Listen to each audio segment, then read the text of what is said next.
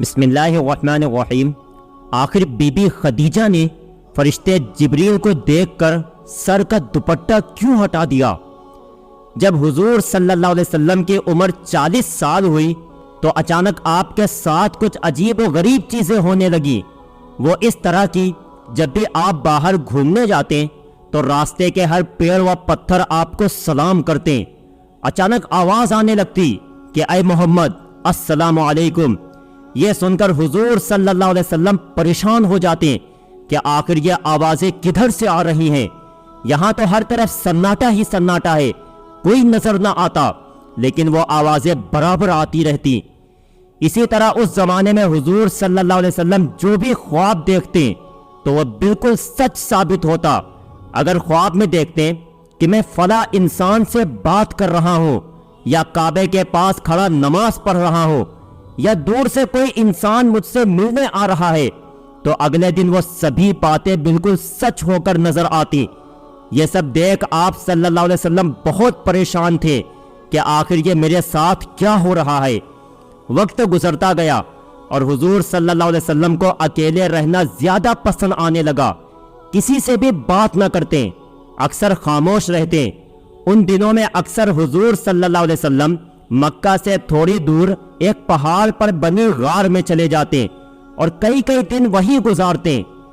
آپ صلی اللہ علیہ وسلم کئی دنوں کا کھانا لے کر اس غار میں جاتے اور وہاں بیٹھ کر سوچا کرتے کہ آخر اس دنیا کو کس نے بنایا ہے، یہ کائنات کا سارا نظام کیسے چل رہا ہے۔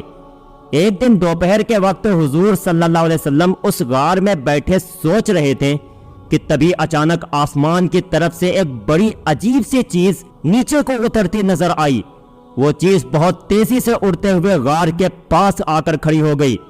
وہ حضرت جبریل علیہ السلام تھے، جو کہ آپ صلی اللہ علیہ وسلم کے پاس پہلی وحی لے کر آئے تھے۔ لیکن حضرت جبریل علیہ السلام کو اس طرح آتا دیکھ آپ صلی اللہ علیہ وسلم بہت ڈر گئے اور کانپنے لگے۔ حضرت جبریل نے غار کے پاس آ کر کہا کہ اے محمد باہر نکلو۔ حضور صلی اللہ علیہ وسلم کو نہیں پتا تھا کہ یہ میرے سامنے اللہ کے مقرب فرشتے حضرت جبریل علیہ السلام کھڑے ہیں، جو کہ نبیوں کے پاس وحی لے کر آتے تھے۔ حضور صلی اللہ علیہ وسلم نے تو جب پہلی بار حضرت جبریل کو دیکھا تو بہت زیادہ ڈر گئے اور آپ کا جسم کانپنے لگا۔ حضور صلی اللہ علیہ وسلم جیسے ہی غار سے باہر نکلے تو حضرت جبریل نے پیچھے سے آپ کو پکڑ لیا اور گردن کے بیچ اپنی کوہنی رکھ کر بہت تیز دبایا اور کہنے لگے کہ اے محمد پڑھو۔ یہ سن کر حضور صلی اللہ علیہ وسلم بہت گھبرا گئے اور ڈرتے ہوئے کہنے لگے کہ میں پڑھنا نہیں جانتا۔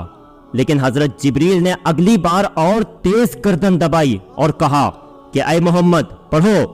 تو حضور صلی اللہ علیہ وسلم نے دوسری بار بھی وہی جواب دیا کہ مجھے پڑھنا نہیں آتا، میں امی ہوں۔ جب اللہ کے رسول نے اس بار بھی وہی جواب دیا تو حضرت جبریل نے تیسری بار حضور صلی اللہ علیہ وسلم کو اتنی تیز دبایا کہ اللہ کے رسول فرماتے ہیں کہ مجھے اس وقت محسوس ہوا کہ جیسے میری جان نکل جائے گی۔ اور پھر حضرت جبریل نے کہا کہ اے محمد پڑھو۔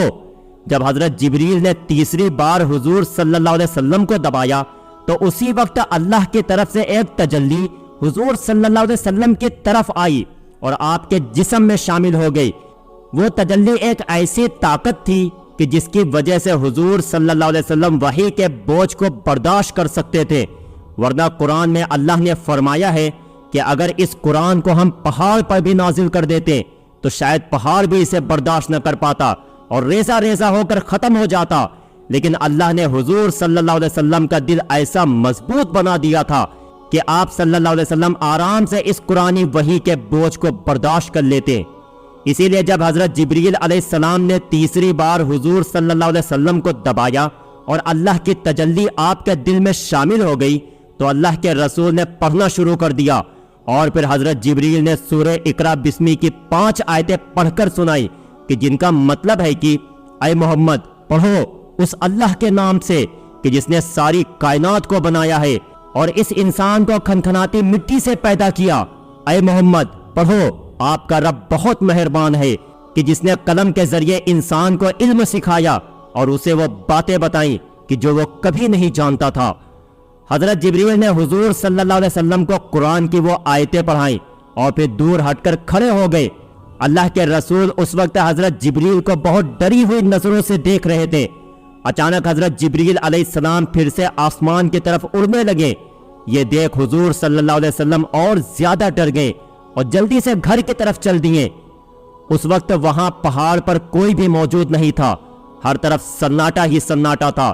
دوپہر کا وقت تھا اور آسمان پر سورج چمک رہا تھا۔ ایک معصوم سا انسان اس ویران علاقے میں کھڑا کانپ رہا تھا، کوئی اسے سہارا دینے والا نہیں تھا۔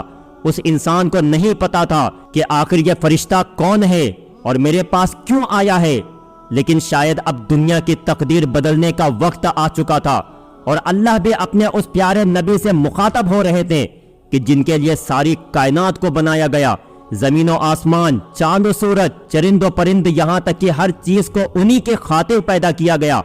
آج اس معصوم نبی کو اس ویران علاقے میں ساری دنیا کو صحیح راہ پر لانے کی ذمہ داری دی جا رہی تھی۔ لوگوں کو بتایا جا رہا تھا کہ اے لوگو، اب وہ نبی آ چکا ہے کہ جس کا دنیا کی ہر چیز انتظار کر رہی تھی۔ وہ نبی آ چکا ہے کہ جس کے ایک آنسو پر آسمانوں میں تہلکہ مچ جائے گا۔ وہ نبی آ چکا ہے کہ جس کی دعاؤں پر آسمانوں کے سارے فرشتے اس کی مدد کرنے آ جائیں گے۔ ہمارے نبی حضور صلی اللہ علیہ وسلم اس وقت پہاڑ پر کھڑے حضرت جبریل علیہ السلام کو آسمان کی طرف جاتا دیکھ رہے تھے اور آپ کا سارا جسم کانپ رہا تھا۔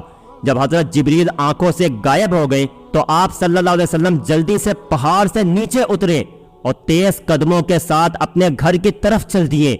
اس وقت گھر میں آپ صلی اللہ علیہ وسلم کی 3 بیٹیاں اور بی بی خدیجہ موجود تھیں۔ جیسے ہی ان سب نے حضور صلی اللہ علیہ وسلم کا چہرہ دیکھا تو آپ اتنا زیادہ ڈرے ہوئے تھے کہ آپ کا جسم کانپ رہا تھا۔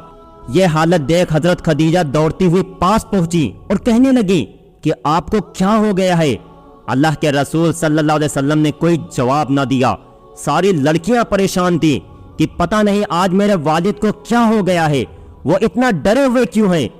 تھوڑی دیر بعد اللہ کے رسول نے اشارے سے کہا کہ اے خدیجہ، میرے لیے چادر لے کر آؤ، مجھے بہت ڈر لگ رہا ہے۔ بڑی بیٹی زینب دوڑ کر گئیں اور ایک چادر لے کر آئی۔ حضور صلی اللہ علیہ وسلم چارپائی پر لیٹ گئے اور حضرت خدیجہ نے اوپر سے چادر ڈال دی۔ بہت دیر بعد جب حضور صلی اللہ علیہ وسلم کی کچھ حالت ٹھیک ہوئی تو آپ چارپائی سے اٹھے۔